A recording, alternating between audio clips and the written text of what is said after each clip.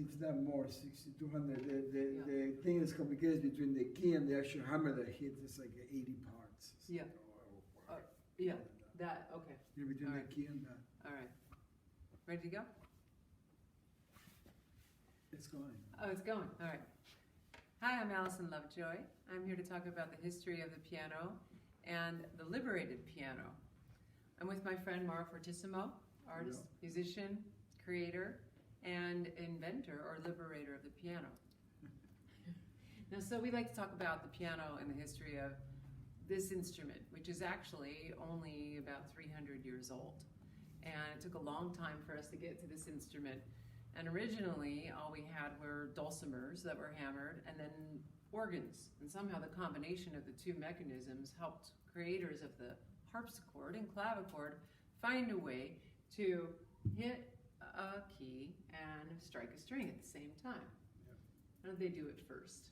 With plucks. With plucks, Yeah. the harpsichord. Yeah. Yeah, so the instrument can do any type of music practically, and it doesn't quite, it's not that portable, but an instrument like this can play in all styles and produce a lot of different tones. The question, is it percussion or is it a string instrument? What do you say? It's a bit of both, Yeah. I think, but that's the complexity of the piano. It's definitely a percussive approach to it.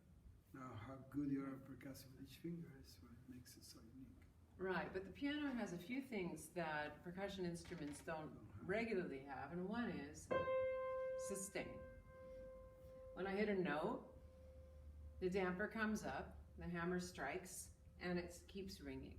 If I add the pedal, which is unique to timpani and pianos and the harp, the sound continues ringing.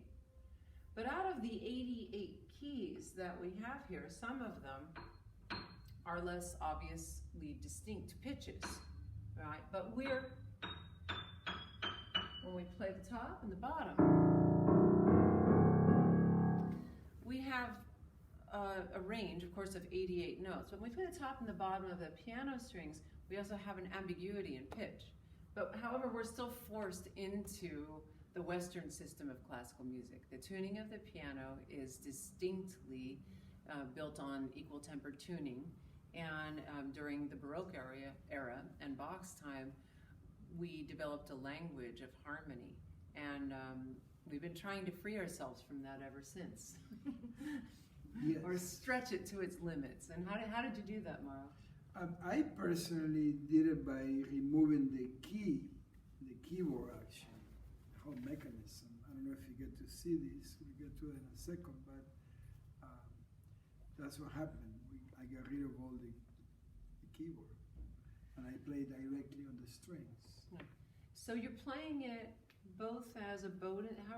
What are the methods you use to make sound? I use several things, but the main thing is I use in the bass notes. I use a fish line with a little handle. That allows me to, it's almost like an Fender Stratocaster guitar, the bending tone. It allows you to do that.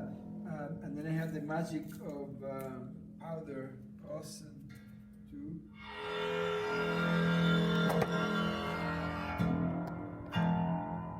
That's the drum basically, and then on the other strings I could plug notes.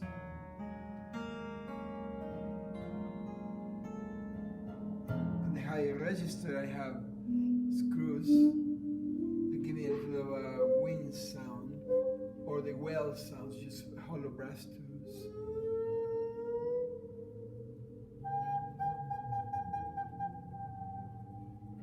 And then it could be used with conductor batons, but as everything is upside down here, instead of using it like that, I use it in reverse. I use it as a mallet to hit the strings, or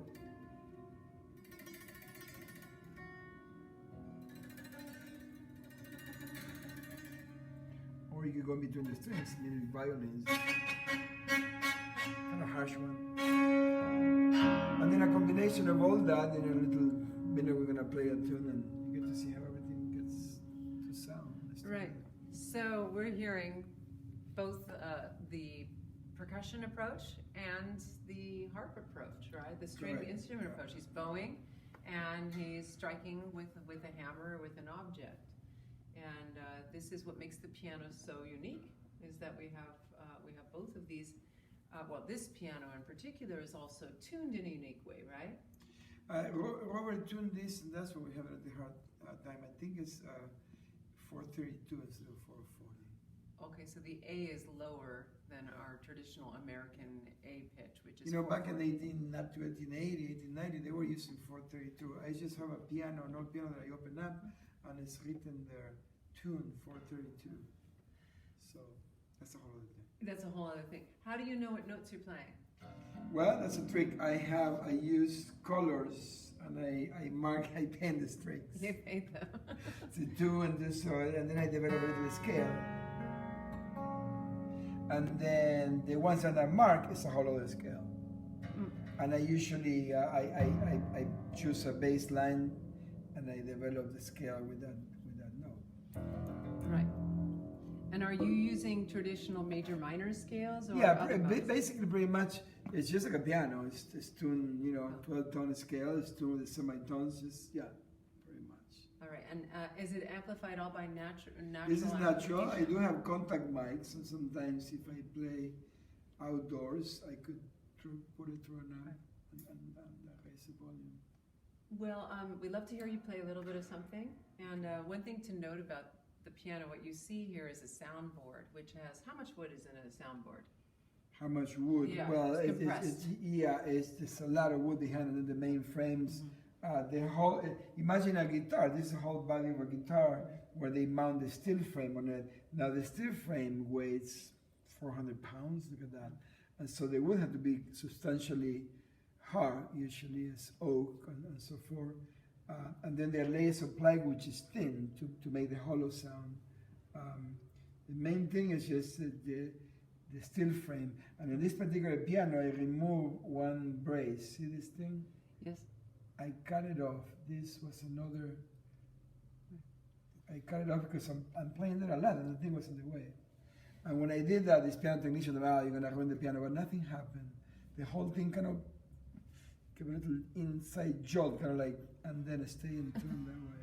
Yeah. What's interesting is that the modern piano is a result of the industrial age.